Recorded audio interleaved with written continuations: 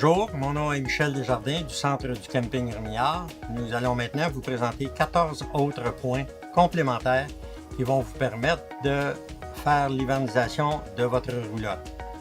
Je vous rappelle que vous pouvez toujours communiquer avec nous et nos experts sauront répondre à vos questions. Alors le propane, il faut absolument garder les bouteilles pleines l'hiver, même la bouteille qu'on a pour le barbecue à la maison, parce que lorsqu'on pense que la bouteille est vide, il en reste toujours un peu à l'intérieur et c'est ce peu-là de liquide propane qui va permettre la corrosion durant l'hiver. À ce moment-là, les bouteilles durent moins longtemps. Alors, la ou les batteries, on doit les entrer à l'intérieur et les recharger avec un chargeur intelligent. Maintenant, lorsqu'on déconnecte la batterie ou les batteries, on doit enlever le négatif en premier.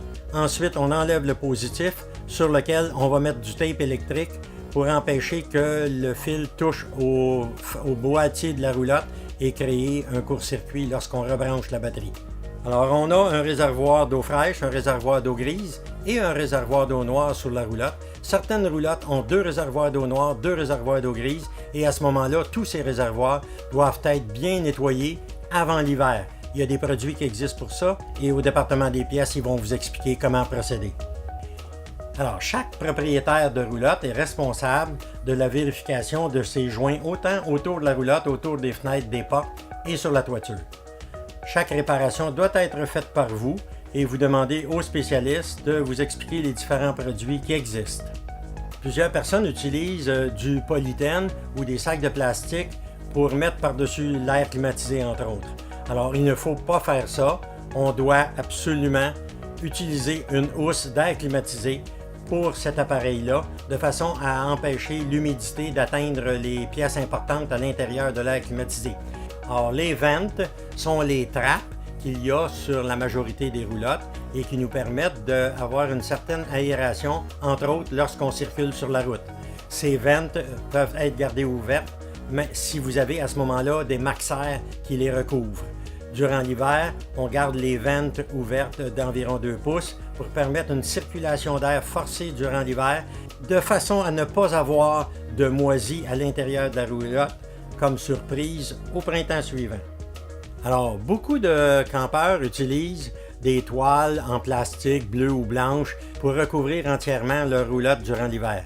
Les toiles de plastique font que la toiture reçoit trop grande quantité d'humidité et ce n'est pas bon pour le canevas de la toiture. Alors, on peut tolérer sur une toiture environ 6 à 8 pouces de neige sans que ça endommage la structure de la toiture. Si c'est plus que ça, il faut absolument déblayer et s'assurer qu'on ne dépasse pas ce 6 à 8 pouces. Alors, l'hiver, on prend le temps de donner une pente à notre roulotte, de façon à ce que si la toiture est plate et non arrondie, l'écoulement de l'eau peut se faire beaucoup plus rapidement. Alors, si vous voulez être sûr de ne pas avoir de mauvaise odeur dans la roulotte au printemps, à ce moment-là, il est préférable de nettoyer tous vos accessoires d'égout, même votre boyau d'arrosage.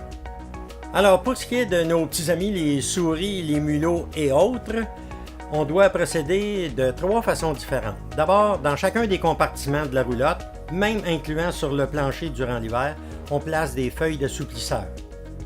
Tous les points d'appui de la roulotte au sol, exemple les roues et les stabilisateurs, on place une quinzaine de boulamites autour de ces points de support-là.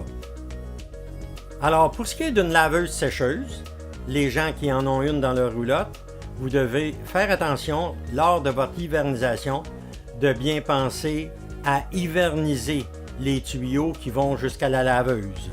Autant l'eau chaude que l'eau froide, même si vous n'avez pas utilisé l'eau chaude pour laver votre linge. Il y a des gens qui, dans leur roulotte, sous l'évier de cuisine, ont souvent un filtreur. Ce filtreur-là doit être enlevé pour l'hivernisation de la roulotte, de façon à ne pas polluer le système d'eau par la suite. Notre 14e et dernier point, ça concerne les toiles qu'il y a sur les extensions de roulotte. À ce moment-là, si les extensions sont refermées et que la toile est sale, ça pourrait endommager vos toiles. Alors prenez la précaution de bien les nettoyer et refermer votre extension pour l'hiver.